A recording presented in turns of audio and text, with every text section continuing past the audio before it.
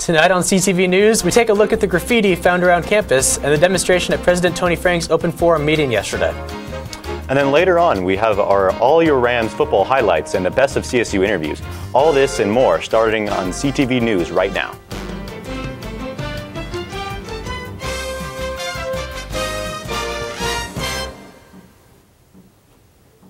Good evening, Colorado State University. I am Jared Stratton.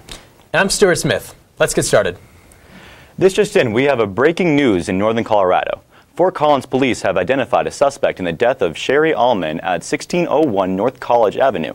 Detectives located evidence linking George Randall Newman to the homicide. Newman was also the suspect in the October 1st officer-involved shooting at America's Best Value Inn. Officers were unaware of Allman's death when they contacted Newman at the time. Officers responded to a wellness check at Allman's residence on October 4th. When officers arrived, they observed several suspicious factors and entered the residence to investigate. Allman was found deceased at her home. The Larimer County coroner identified Allman and determined that she had been stabbed. It is estimated that she was killed on or around September 28, 2017. The Collegian will have more with the story tomorrow morning. Yesterday, in honor of Columbus Day, an anonymous person decided to tag CSU with many anti-Columbus and anarchic phrases. It's at least 5 buildings around campus, including Visual Arts, Eddy, both wings at Clark, and multiple spots at the Laurie Student Center. 2 of the tags that were painted on campus were the anarchy symbol and decolonize, with a third that included profanity directed at Christopher Columbus. The university estimates that the damages to campus will total more than $10,000. By this afternoon, the university had already contracted out a power washing company to get rid of the graffiti for good. I think that the message is understandable, but I mean, defacing the school that I love so much kind of makes me a little bit upset. I think that there's a better way to get that message out there because it's an important message that needs to be said. Like, Columbus was a terrorist, and we glorify a terrorist. So I definitely think that there is a conversation that needs to be had there, but going about it through painting stuff on the walls isn't going to really help anybody. If anything, it juvenilizes the argument. I mean, first off, I'm not sure what an anarchy symbol and decolonization have to do with each other. Those don't seem to be directly related in any way I can think of. And then second of all, you know, we've passed the point of colonization.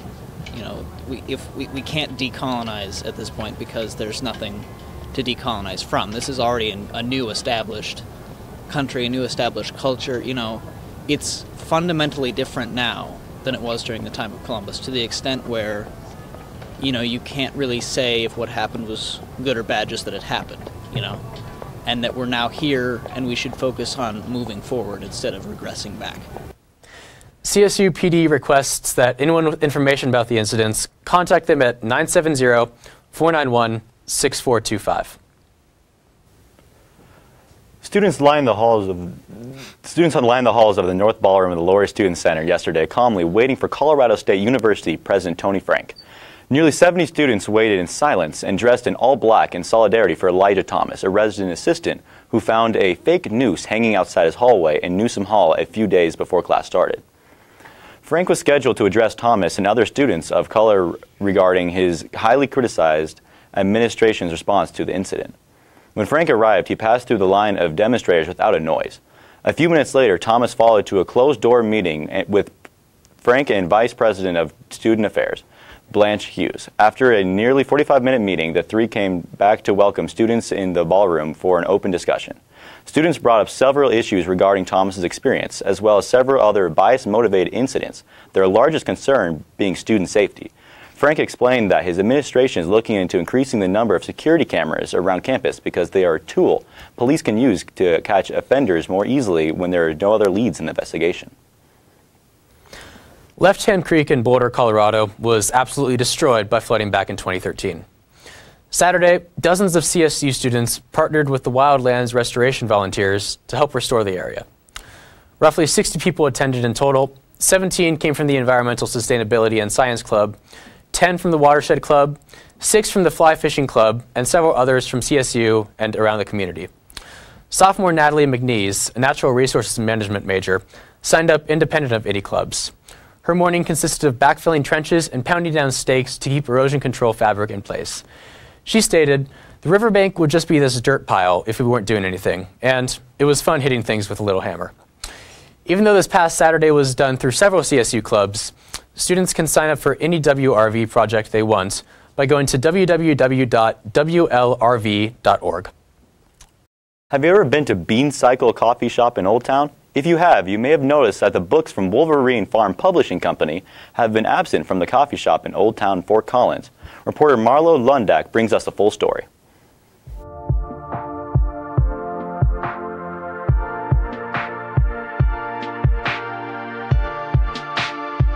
We love our space, but we have a very large space. So we thought, what a beautiful opportunity for us to come together and work together and provide something for our communities.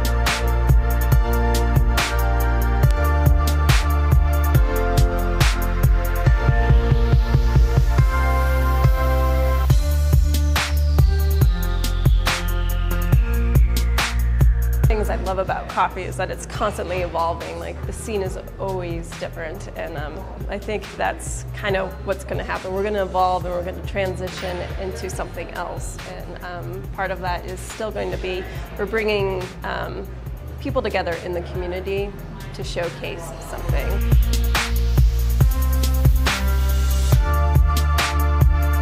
A retail experience that definitely is not here yet, but we hope to bring.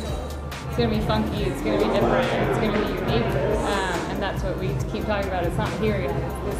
It's something that's it's different.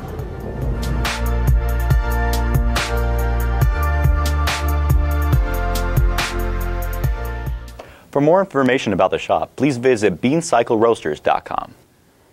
Are you obsessed with technology? Well, get ready for the second annual CSU Hackathon. This is a competition where teams of 3 to 5 people are challenged to create a virtual reality experience, and it encourages students to think of the research or community applications this immersive technology can offer. For October 20th through 22nd, the teams will partner with virtual reality experts to create their designs. For its opening year, Hackathon participants mainly consisted of computer science majors that had attended CSU for a couple of years already. Of those currently signed up this year, freshmen through seniors are represented fairly evenly, and studies range from journalism to botany to mechanical engineering.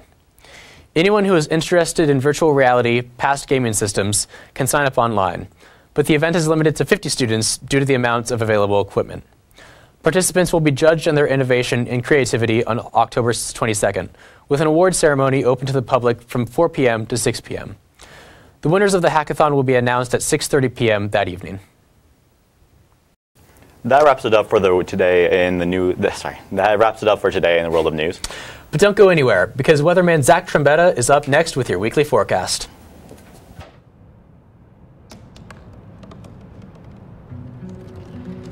They said I couldn't dream. Called me a piece of trash and swore that's all I'd ever be.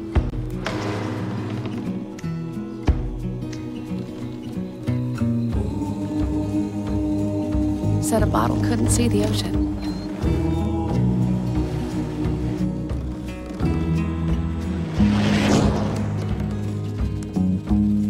Give up. Go back to the dumpster. But I didn't listen. I made my way.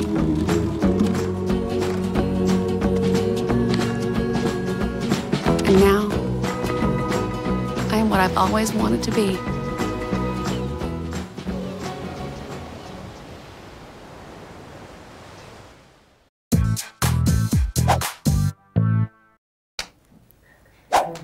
Welcome back from break. Rams weather anchor Zach Trombetta here. I hope you guys all had a great weekend. Enjoyed the first snowfall yesterday, which we'll talk about a little bit later. How about today, though? Nice temperatures. It warmed up from yesterday. Had the sun come out. Temperatures reached about 55 degrees this afternoon. A nice day overall here in Fort Collins. Taking a look outside right now. 40 degrees here tonight in Fort Collins with a light breeze out of the north. Going to be a clear night here in Fort Collins with the sunset around 6:27 p.m. You might have just missed it, but maybe get out and check it out. Looking at the overnight lows tonight across the state, it's going to be a pretty cool night here in northern Colorado. Sterling, 32, Fort Collins, 31. We look around the eastern plains here, temperatures in the low 30s as well. I recommend bringing in your plants tonight because we are expecting a freeze warning tomorrow until about 10 a.m. tomorrow morning. On the I-25 corridor, 36 in Denver, 34 in Colorado Springs, and 34 down south in Pueblo. Out on the western slope, these are the temperatures that have ski resorts happy. 25 in Vail, 21 in Gunnison, Telluride 21, and down in Alamosa 23. Tomorrow, it's going to be a pretty nice day across the state. It's going to warm up, which also scares ski resorts on the western slope, as we see temperatures reaching low 60s, but still, that's not good for snowmaking. 67 down in Alamosa, and out on the eastern plains, you see Lamar 73, Burlington 67, and up in Sterling 65. Here in Fort Collins, we're going to set a nice temperature of 63 tomorrow, partly cloudy weather. Now, talking about snow, I had this graphic last week, the first snowfall. However, we got snow yesterday, which is all exciting, which is very exciting. 2013, we received our first snowfall on October 8th. We haven't had snow in October since then. We saw 2.5 inches then. However, yesterday, not so much, about a half inch, with reports up to an inch in western parts of Fort Collins. Now, the snowmaking's underway. This is A Basin yesterday morning. You can see they're in the race to open against Loveland, which is very exciting. And then I've talked about photos around the oval as well. This is a photo from yesterday's taken by a student. First snowfall on the oval. Expect many more of these. A lot of gold leaves on the ground, which is very exciting. Now, for a 5-day forecast, going to be a pretty nice rest of your week here. See temperatures in the 60s. Friday will hit 60 degrees with a low of 40. Into your weekend, we do have a football game this weekend on campus, which is very exciting. 56 degrees for that, 32 as your low. Sunday, go Broncos. 57 degrees here in Fort Collins and 34 as your low. Now, instead of telling you what to dress tomorrow, I'm going to tell you what the forecast is. 63 tomorrow here in Fort Collins with a low of 37. It's going to be a partly cloudy day here with a light breeze. Tomorrow morning, your sunset's going to be at 7:07 a.m. with a sunset same as today, 6:27 p.m. Rams, that's all I have in the world of weather tonight. Stay tuned for sports with Alex next. Well, Thomas, you've got pre-diabetes. But with more exercise and a change in diet, it can be reversed. I've tried exercising. It just makes me hungry for bacon. I love bacon, too. And who really likes to exercise? Not me. Me neither. Nobody. So we're good? What? Oh, you still have pre-diabetes. Big time. You are listening to 90.5 KCSU Fort Collins with DJ Meanbeat, DJ Nightshade, DJ Wildcard. Music to me is one of the best creative outlets that I can think of. An escape from the real world. Music to me is an expression of love. To go from like folk to hip hop to like classic rock, 1960s bossa nova. With music, there's like no boundaries. I work here because I love music, and you do too.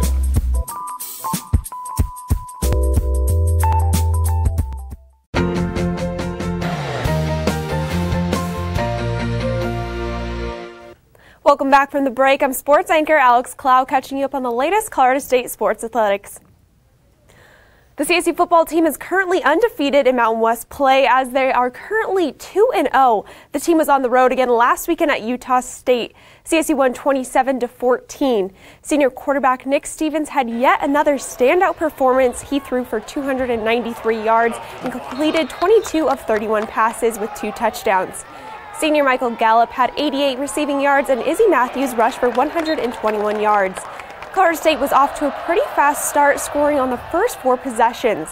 By the end of the first half, CSU had 295 offensive yards, while Utah only had 46 yards.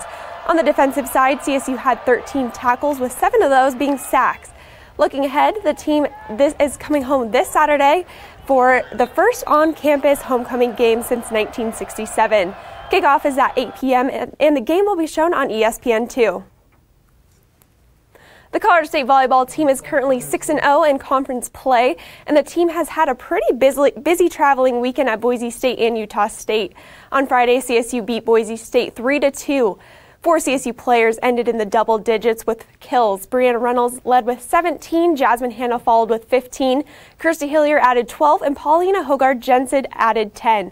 The first set was a bit of a struggle for CSU, and the second set was all Boise State.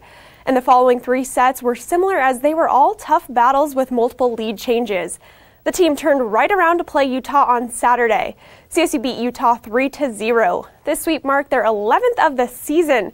The team put up 16 blocks, which is the most this season. Jasmine Hanna had a whopping 13 kills in the match and absolutely no errors. She is just shy 6 kills of breaking the CSU record of 1,066 career kills. This record is held by Megan Pluter, who played here back in 2008. The team will head back to Moby Arena after a long road of away games this Thursday to face San Jose State and then return on Saturday to play Nevada. The CSU soccer team was on the road last weekend to face both UNLV and Nevada. On Friday, CSU fell 3-1 against UNLV. A key player from the match was CSU sophomore goalkeeper Hunter Pfeiffer. She made 4 saves. This included 2 saves from penalty kick attempts. Another key player on CSU's side was Alex Lanning. She got the only goal for CSU. On Saturday, the team beat Nevada 1-0. The goal was made by Mackenzie Taylor in the 2nd minute of the match. This was her 2nd goal of the season, and it came from a free kick opportunity. Looking ahead, the teams head back home to face Boise State on Friday and Utah State on Sunday. The Senior Associate Athletic Director Doug Max and his wife Cindy experienced a horrible weekend. On Sunday morning, a fire claimed their home and the life of their daughter Rachel. The family has expressed a need for help after this disaster. A GoFundMe account was set up in their names. Those who wish to help can do so by donating to the fund. The money raised will be used for funeral costs and items that were lost in the fire. For more sport updates throughout the weekend, be sure to follow the CTV 11 YouTube page and don't go away because Kara Coles is up next with entertainment.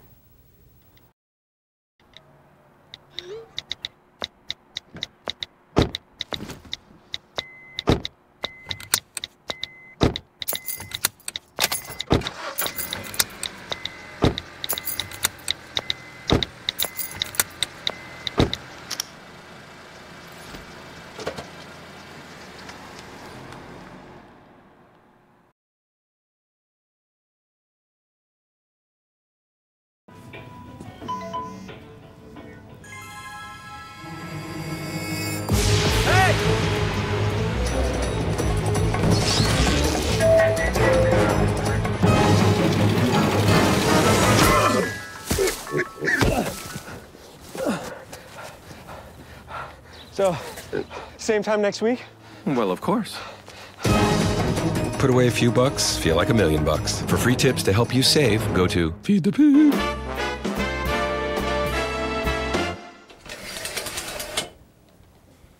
Welcome back, Rams. I'm not Kira Coles. I'm Litos Castro, but that's all right. No worries. Your favorite entertainment anchor is here, so let's get started. If you use Netflix, it's possible you might not be so chill right now. Netflix has decided to increase the prices of some of their services. The standard service, which allows viewers to stream up on 2 screens at once, is now priced at $10.99, a whole $1 up from the previous $9.99 price. The premium service, which allows viewers to stream up onto 4 screens at once, had an even crazier increase to $13.99, an entire $2 up from $11.99. But no need to worry. If you're just on the basic service, which allows streaming on only 1 screen, then you can in fact chill, because the price for that will remain at $7.99. Now let's take a look into the world of cinema. First off, Star Wars fans can get excited because tickets for Star Wars The Last Jedi have gone on sale. If you're planning to see the new movie in December, you can get a head start on those who wait to buy their tickets later on. Next, superhero fans might have something to think about as a new trailer for Justice League was released on Sunday, and Superman was in the trailer. Granted, it just seems to be Superman's love, Lois Lane, having a dream about him. Nonetheless, he is in the trailer, which could suggest that in some way, Superman will have an impact on this movie. Yes, the rest of the league is in the trailer too, but come on, it's Superman. Ugh. Anyways, Justice League is set to hit theaters next month, November 17th. And finally, another big trailer was also released this weekend for the new movie Pacific Rim Uprising. The sequel to the original Pacific Rim had its first footage released last Friday. In the trailer, viewers find John Boyega, who is popular for his performance in Star Wars: The Force Awakens, starring in the role of Jake Pentecost, a leader in the fight for humanity's survival against the new monsters that threaten the world. You can catch this action-packed title in theaters March 23rd, 2018. If you haven't heard, the Rocky Mountain Collegiate is trying to find the best of CSU, so I decided to do a little research of my own. I'm here at Colorado State University trying to find out where the best food spots are here in Ram Country.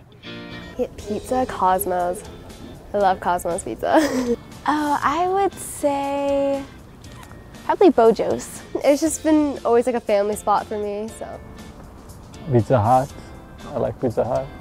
Crazy Carl's, hands down. Behavioral Science Building. Happy Lucky's Tea House. Alley Cat Cafe is really good. Library and the Lower Student Center. That's a tough one. I gotta say the top floor of AV. Dorel, that's normally my go-to.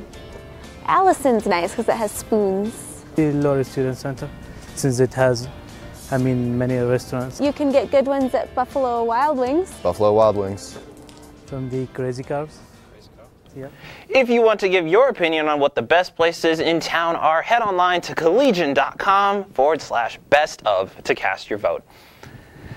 In other entertainment news, a man from Missouri proposed to his girlfriend with the help of a giraffe. That's right, you heard me correctly. Cody Hall took his girlfriend, Michaela Blakey, on a behind-the-scenes tour of the giraffe enclosure. But little did she know that Cody and zoo officials had been working on a surprise proposal for weeks. The ring was hung around the neck of a giraffe named Millie. Cody removed the ring while Michaela was feeding Millie leaves and proceeded to propose. So why this kind of proposal? Cody says, quote, "Giraffes are her favorite animals, and I really wanted to give her an experience she wouldn't forget." Well, Cody, I'm sure she won't forget it, and I hope you, Michaela, and Millie have a happy life together. In local news, CSU is gearing up for homecoming weekend. The weekend is a great opportunity to welcome loved ones into Ram Country and show them what CSU is all about. Events kick off as early as tomorrow night with the Homecoming Comedy Show featuring Dr. De Guzman and Ishma Lautfi. On Friday, there will be a festival on the Oval, a homecoming parade, and a bonfire, plus lighting of the A. If you're into all of that cardio stuff I hear about, like, running, then Saturday you can participate in the annual 5K run. Homecoming weekend will conclude with an Alumni Association tailgate, followed by the CSU versus Nevada football game. Kickoff is at 8:15. Well, Rams, have a fun and safe homecoming weekend, and remember that Rams take care of Rams. Good night, CSU.